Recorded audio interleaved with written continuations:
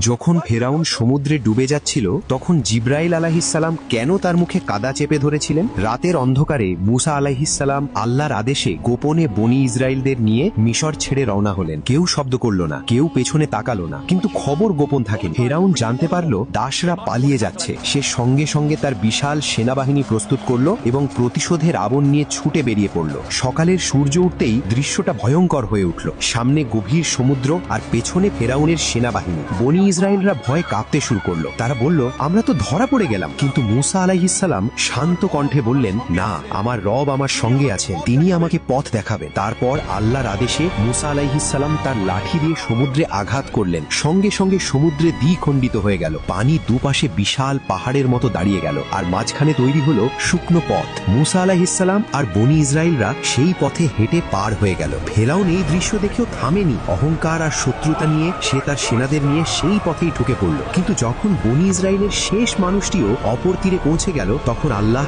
দ্বিখণ্ডিত পানি আবার মিলিয়ে দিল। সমুদ্র ঢেকে ফেলল ফেরাউন আর তার বাহিনীকে। ডুবতে ডুবতে ফেরাউন তখন চিৎকার করে বলল, আমি বিশ্বাস করি বনি ইসরায়েলরা যার ওপর ঈমান এনেছে তিনি ছাড়া আর কোনো উপাস্য নেই। আমি এখন আনুগত্যকারীদের একজন। ঠিক সেই মুহূর্তে জিব্রাইল আলাইহিসসালাম সমুদ্র থেকে কাদা তুলে ফেরাউনের মুখে ঢেলে দিলেন। কারণ এটা বিশ্বাস নয়, এটা ছিল মৃত্যুর ভয়।